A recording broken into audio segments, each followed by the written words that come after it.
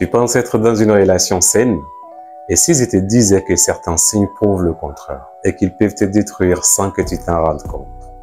Je m'appelle Nana Ahmad, psychologue et coach en développement personnel. Si tu ressens du stress, de la tristesse ou un mal-être constant avec ton ou ta partenaire, reste bien jusqu'à la fin, cette vidéo est pour toi.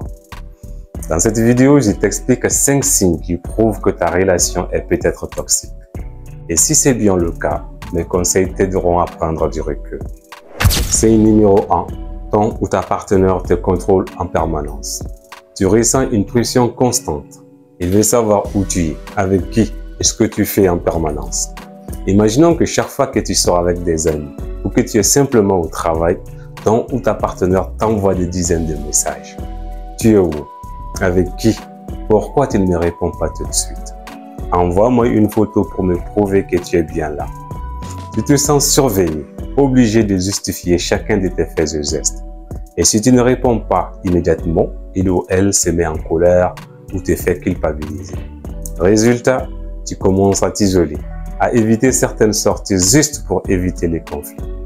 Signe numéro 2, la communication est un combat. Chaque discussion tourne au conflit. Tu n'arrives même pas à t'exprimer sans crainte. Tu veux juste parler d'un sujet important. Par exemple, expliquer à ton ou ta partenaire que tu aimerais passer plus de temps avec tes amis. Mais au lieu d'une discussion calme, ça tourne immédiatement au conflit. Ah, donc je ne suis pas assez bien pour toi.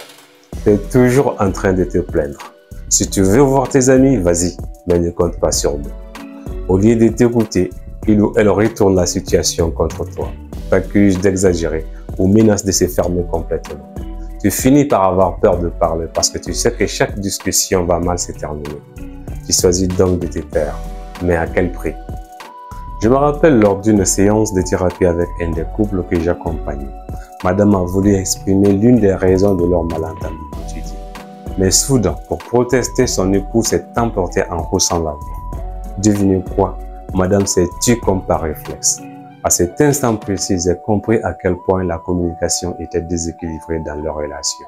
Et surtout ce qui devait probablement se passer au quotidien dans leur foyer. Signe numéro 3. Il ou elle te fait culpabiliser. Tout est toujours de ta faute, même quand ce n'est pas logique. Tu ressens souvent de la culpabilité quand bien même que tu n'as rien fait de mal. Signe numéro 4. Il ou elle ne respecte pas tes limites. En principe, dans un couple, chacun a ses limites. Sauf qu'ici, tes limites sont ignorées. Quand tu dis non, on te pousse à changer d'avis.